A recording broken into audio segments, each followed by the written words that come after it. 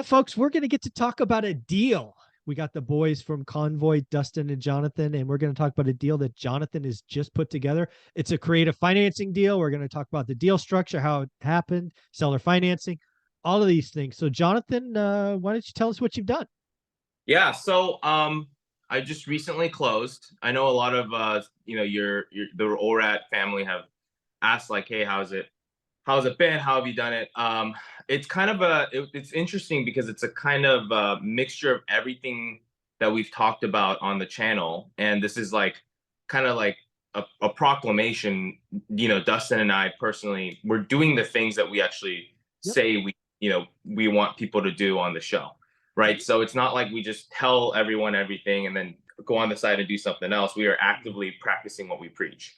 Right. So this one was a purchase in Koreatown Of for Los Angeles? Los Angeles, Koreatown, Okay. Los Angeles. It was an 8-bedroom, 8-bath, but Wow. with plans to build like a junior ADU unit, make it a 9-bedroom, 9-bath, and then with an ADU in the back. Okay. So it's 4,100. It's very rare in Koreatown, which is kind of like what we always talk about, like look for great deals, right? Look for things that are unique and are able to get you a great value. So we're almost able to build essentially 3 units on a single family lot. It was a 9,600 square foot lot, 4,100 square foot living area with the ADU in the back. And then we purchased it at 164. Okay. And we purchased it 164. The ARV came out to be like 2.3, 2.4. The work that needs to go inside it was like 200. It was a total gut job. Okay. But still a pretty healthy spread.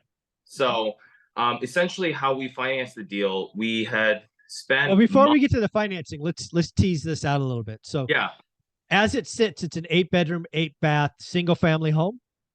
correct. So when you look at a deal like that, that's not a normal house, right? How is it how's it being used today? What did the old owner use it as? Was it rooms for rent? Was it they just live in there as a mansion, or what's the deal? Well, it used to be a mansion. When we first Sure. walked in, it was like the whole Butler corridor, walk up, and Yeah. the main and everything. But I think previously it was just used as like per room rent. Sure. So Makes sense. that's and that's kind of how I plan on using it too, like almost like student housing type. Okay. Which is why we bought it. It's very close vicinity, and location is very important, right? Real estate. Sure. It's very close vicinity to the heart of Koreatown, and then also good enough, like 20 minutes from USC and like 25 minutes from UCLA. And there's a lot of transfer students that come over from our target market is more overseas students. So Of course. Asia, South Korea, Makes Japan, sense. China, those students that want to go to school here, but then the rent prices in LA are crazy, right? So you Bananas, can't yeah. find like a decent apartment for less than, I want to say like 4 grand, 3, 4 grand. So it's like, renting these rooms to students allows for a Yeah. consistent flow. Makes That's how it was perfect sense. before. But it was kind of let go a little bit. So the seller kind of just didn't really do much maintenance on it. So we saw the opportunity to jump in, and it took months. It was months of negotiating because we kept countering at low wall offers, like we talk about, right? Great deals, right? Yeah. Um, So let's talk about, so when did you see this property? Was it on LoopNet? Was it in the local MLS? Did an agent bring it to you? How did you see it the first time? so it was actually on the market for like a year and a half. At what price? Do you remember? At 2.1, and then dropped to 1.9, and then dropped to 1.8, and it wasn't selling. Right. And Okay. this was the peak of the market. Like, you talk about year and a half. That was Yeah. like It's people crazy are, time. Yeah. yeah, yeah. But and it was just in a really bad condition because it was let go. But the house next door had sold for 2.25, and it was in like kind of mid condition. But the Okay. house next to it also was just like on the market for like 2.5 with a bunch of offers. So Okay. it was on the market. It was the only one that wasn't selling. We always talk about or the Burr method, if you think about it, is, find the ugliest house on the nicest street. So the location was crazy because there's apartments. It's the only R1 zoning, which for your listeners is residential one, Residential. Yep. single family residence, and you can add ADUs now in California, Mhm. depending on where you are. But so they have that, and but around it is all apartments. Mm. So it's like it's the one area in Koreatown that's there to be able to do something. Nice. So it's kind of a rare opportunity to purchase something that's not an apartment, but Mhm. could later be converted into, let's say, R2 or R3 zoning, which means you Sure. can develop on it. Yeah. So that's kind of why we fell on it. It came to us because it stayed on the market. We're always looking for good deals. So we had an agent that was like, it went off market, and then the agent kind of negotiated with the seller, and then we just kept throwing in lowball offers What's until they just so people know what was a low ball offer like? One um, three, 1.4? we started at 1.4. Yeah, I like it. I like it. Yes. Yeah, we started at 1.4, which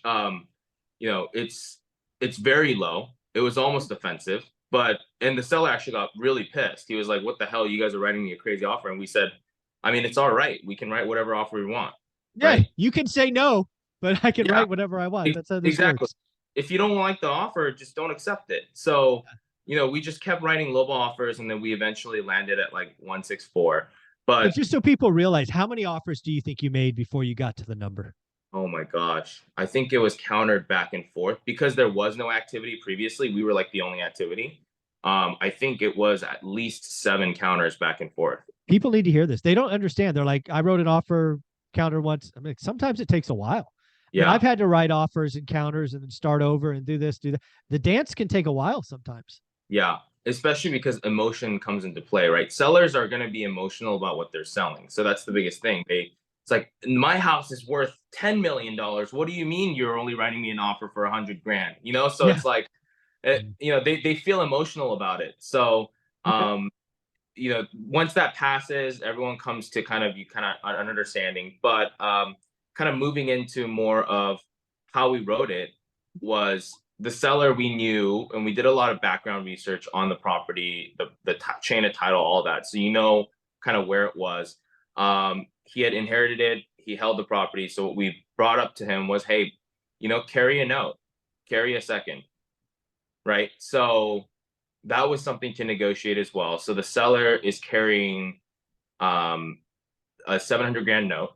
Second, Oh, so like 40% of the purchase. yep, yep. Okay. Because he was gonna receive the money later anyway. So it was like, he got it inherited. So he was gonna receive the money later anyway. So we said, hey, just Yeah. let's make the deal happen. Right. Carry a note for 700. So he's carrying the note for 700 at 3 years at 6%, which is pretty Yeah. decent. Reasonable. Yeah. For a Uh, second, it's very reasonable. Yeah, yeah, and he was okay going in second position, and then first position I did a bridge on a 2 year note, at a 10% interest only, and I basically only put down 15% to So buy you the put thing. 15% down, and I'm guessing all the repairs as well, or is that in the Uh, first?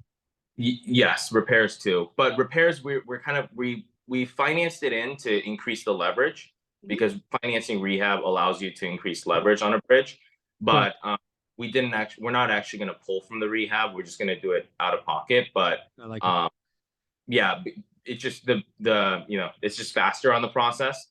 Yeah. But we were able to do it with 15% down, which is huge, right? And then because we know there's already baked in equity as soon as we made the purchase happen, because as You bought is it right. You bought it right. Yeah. exactly was already higher. So obviously we practice what we preach in terms of, hey, you got to find the right deal. And this came up, and it was negotiating back and forth, and it was a battle, but it worked, right? Yeah. And It's just they're not, it's never, it's people talk about real estate investing like it's easy. It takes time, consistency, doing great deals, being willing to walk away, trying again, going back, being creative on structure. You got a seller to take back 40% second. You got a 3 year note there. You got a 2 year note on the front end. So you own it now, right? It's closed. yeah, it's close, it's close, and now we're in the process to rehab it Yeah. up. We're gonna You got 24 months, baby.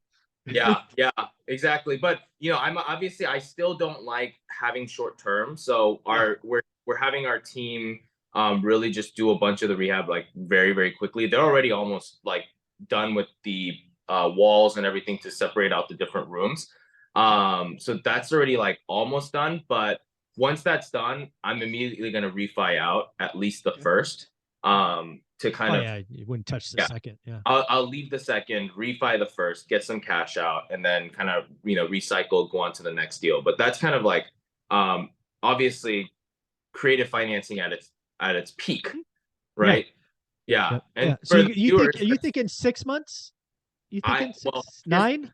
here's the thing is I'm not sure because LA has really, really strict inspector rules and just the permitting process in LA is crazy. It's already all RTI. We're ready to issue permits. We've already pulled them all. But the issue is the inspector, when they come out, they might not Sure. like the way one thing looks Oh, and I say, I I've been there. I know that. yeah, yeah. Yeah. So right now we're hoping for 6 months, but I think I'm being told to expect at least 9. Yeah. So it's That's gonna yeah. suck to make payments. Yeah. Yeah. Well, again, you got a 10% first on whatever that is, 700 Yeah, grand or whatever. It yeah. makes sense. But again, there's a lot of value there. And what do you think the total income of the building will be once you get that and the ADUs done? Are we talking 18,000? I'm just Yeah. wild ass guessing. ADU's done, so we're actually already marketing it to put someone in there while the course Oh of wow. construction in the main house. So that I mean, altogether, I think probably around anywhere 15 to 18, depending Hmm. on who's renting, because we're renting to a different market, right? Sure. So, and in LA, like renting a bedroom for like 1,400, 1,500 seems crazy for anyone else in the rest of the Yeah, country. but in LA, it's a deal. In LA, it's a steal. LA, New York, like these cities Yeah. where it's like super high, like expensive to have like a kitchen, to have a living Yeah. room, to have it all gated for 1,400, 1,500 bucks a room for a student is like, wow, that's Yeah. a steal. You're flirting with the 1% rule in LA, man. People say that stuff's not possible. Yeah, yeah. So it's happening, and we're kind of structuring it that way. But timeline wise, that's what it's going to be: 15 to 18 grand maybe monthly, which and that's after the refi. Yeah, of So course. Yeah. yeah, because we need to take the money back out to recycle. So Very cool. um, yeah. But we have a couple more that I'm writing offers on, like bad offers on as well. Bad offers as in like great. Disrespectful offers, like Yeah, Patrick yeah. Bet David says. Yes. Exactly. Because I mean, at the end of the day, it's who cares if they don't like me? Doesn't matter. I'm not going to Move see on to them the again. next one. I wrote disrespectful offers when I was in Asia, man. This is what it takes. So find the right Exactly. opportunity, find the seller, write lots of offers. Who cares if they say no? Move on to the Exactly. next one. Exactly. So the next one I'm looking at. I mean, we're looking at potentially like just bigger lot sizes in LA, Koreatown. I'm focusing more on Koreatown because that's my backyard. Yeah. But that's kind of like where I know, right? Everyone stick to the areas that right? Yeah. Invest where you Get a you know. very tight buy box. Yep. Yep. And then only invest in things that make sense. So this I thing like made it. a lot of sense to me, and the next one, hopefully, we're negotiating down is going to make a lot of sense. And that's what I encourage all the ORAF family to do. Like, don't buy properties that don't make sense, right? And Dustin and I will tell you, hey, this thing doesn't make sense. Yeah. And my followers have told me you guys said that. So I Yeah, appreciate yeah. that. So because there's so many people out there saying like, oh, we can make stuff happen, we can make stuff happen, over promising, under delivering on anything. So we try our best not to do that. But obviously, the only way that we were able to kind of make that deal put together is being me and being Dustin, like putting our heads together, being like, hey, how are we gonna finance my own deal? Right. And structure it to be what we actually preach. So Yeah. And again, you put a deal together where the first is at 10%. I mean, some people hear that and they go like, oh my God, what are you talking about? You're going to be in that loan 9 months, yeah, 10 exactly. months.